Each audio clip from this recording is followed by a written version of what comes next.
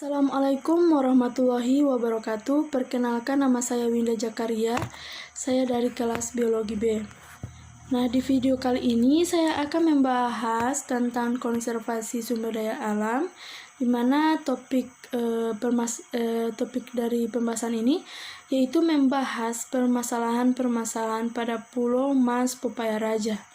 Nah, berhubungan saya melakukan turun lapangan langsung pada Pulau Mas Pepaya Raja tersebut.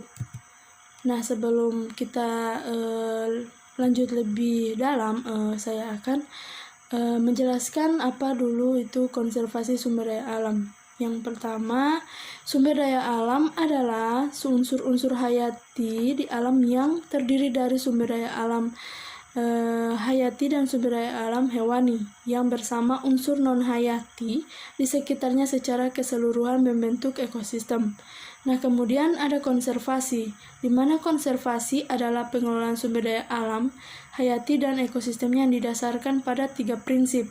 Yang pertama ada pengawetan, yang kedua ada pelestarian, yang ketiga adalah pemanfaatan. Kemudian ada konservasi sumber daya alam hayati, yaitu pengelolaan secara bijaksana untuk menjamin kesinambungan persediaan dengan tetap memelihara dan meningkatkan kualitas keanekaragaman lainnya. Nah, kemudian ada manfaat sumber daya alam. Yang pertama ada sebagai plasma nafta, yang kedua sebagai wahana pengembangan ilmu pengetahuan, dan yang ketiga ada manfaat pendidikan, seperti pada gambar yang saya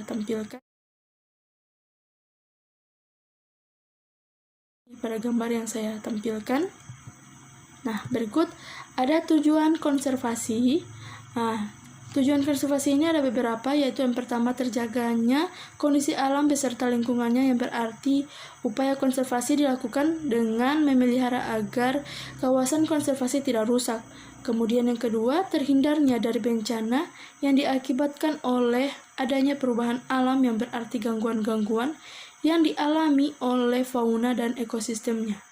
Yang kemudian yang ketiga, mampu mewujudkan keseimbangan lingkungan baik makro maupun mikro, yang berarti dalam ekosistem terhadap hubungan yang erat antara makhluk hidup maupun makhluk hidup dengan lingkungannya.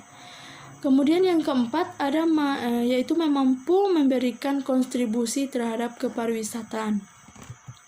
Nah, selanjutnya saya akan membahas tentang cagar alam Mas Pepaya Raja, di mana cagar alam Mas Pepaya Raja merupakan cagar alam yang terdiri dari 3 pulau, yaitu yang pertama ada Pulau Mas, yang kedua ada Pulau Pepaya, yang ketiga adalah Pulau Raja. Nah, kawasan ini terletak di Kabupaten Gorontalo Utara. Kemudian pulau-pulau ini merupakan habitat bertelur 3 jenis penyu, yaitu penyu tempayan, penyu hijau, dan penyu sisik. Nah, kemudian di dalam cagar alam Mas Pepaya Raja ada potensi biotik. Nah, potensi kawasan ini antara lain ada keanekaragaman jenis flora dan fauna serta pemandangan pantai pasir putih yang indah. Nah, flora dan fauna diantaranya ada komunitas mangrove, ada nantu, ada kayu raja, manggis hutan, pandan, cemara laut, dan spesies anggrek. Nah, kemudian ada fauna, yaitu ada elang laut, kelelawar, raja udang, bangau, burung atau burung gosong Filipina, kemudian ada ular sanca. Nah, ini adalah tampilan turun lapangan saya pada Pulau Raja.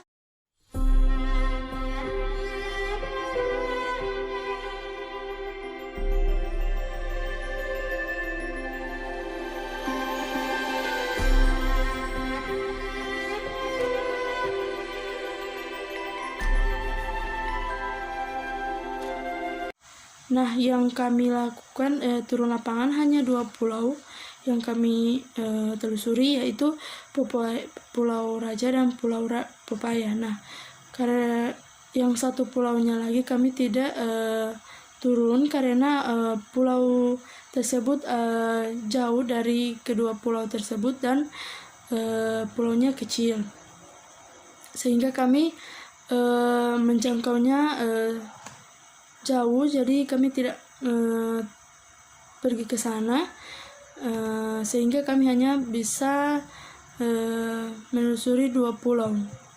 Nah, kemudian saya lanjut.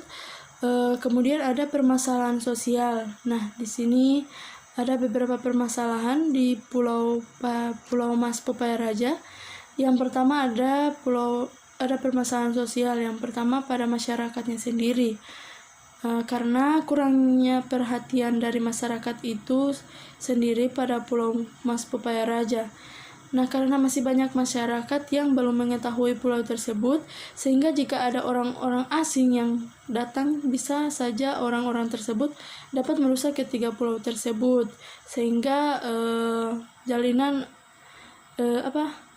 dari masyarakat itu sendiri tidak bisa menjaga ketiga pulau tersebut, sehingga diusahakan masyarakat dan pemerintah bisa berkontribusi atau bekerja sama untuk menjaga ketiga pulau tersebut.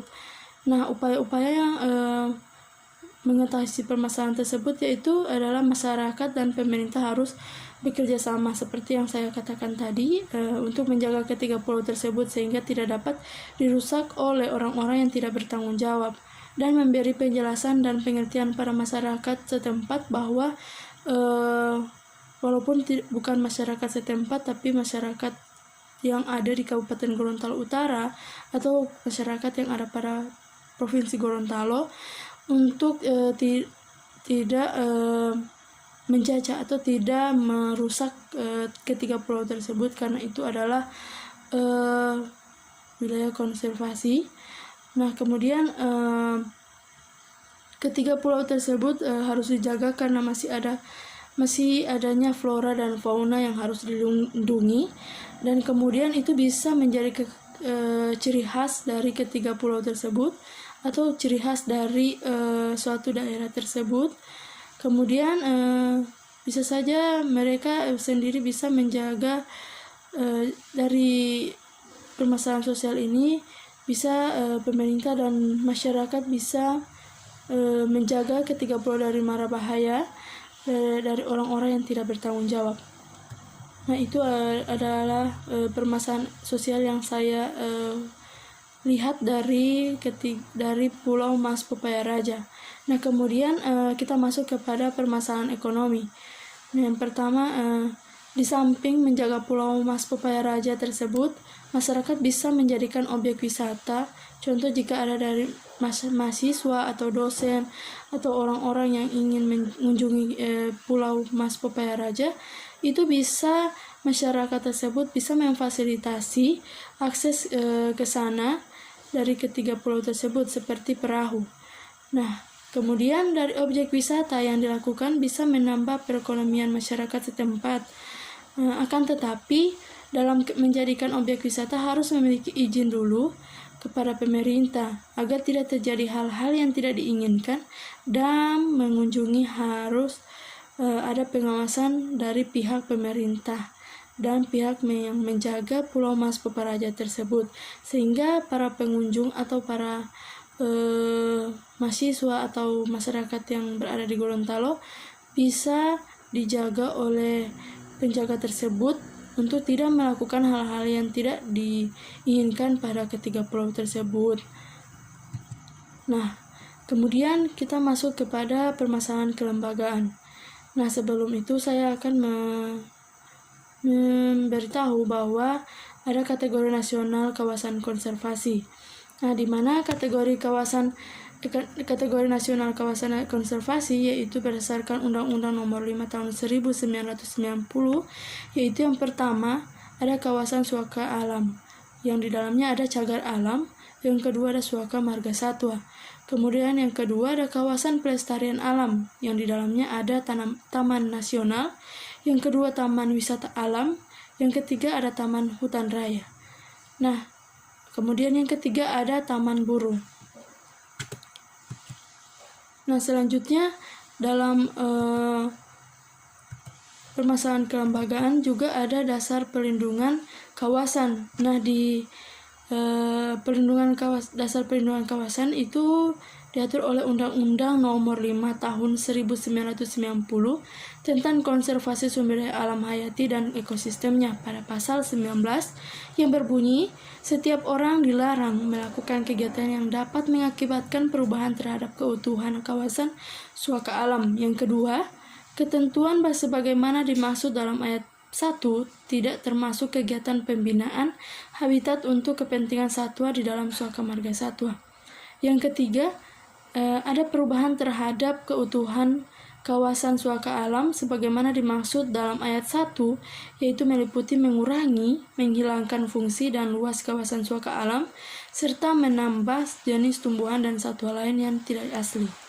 Kemudian, dasar perlindungan kawasan yang kedua itu yang diatur dalam undang-undang, yaitu Nomor 41 Tahun 1999 tentang kehutanan, pasal 24 tentang pemanfaatan kawasan hutan lindung, yang bunyinya yaitu pemanfaatan kawasan hutan dapat dilakukan pada semua kawasan hutan kecuali pada hutan cagar alam serta zona inti dan zona rimba pada taman nasional. Kemudian dasar perlindungan kawasan yang selanjutnya ada Nomor 41 Tahun 1999 tentang kehutanan, pasal 46 tentang perlindungan hutan dan konservasi alam, yang bunyinya adalah penyelenggaraan perlindungan hutan dan konservasi alam bertujuan menjaga hutan, kawasan hutan, dan lingkungannya agar fungsi lindung, fungsi konservasi, dan fungsi produksi tercapai secara optimal dan lestari. Nah, mungkin hanya itu yang bisa saya jelaskan dari video kali ini mengenai konservasi sumber daya alam yang terjadi pada yang ada permasalahan-permasalahan pada Pulau Mas Popaya Raja. Nah, sekian dari saya. Wabillahi taufiq wal hidayah. Wassalamualaikum warahmatullahi wabarakatuh.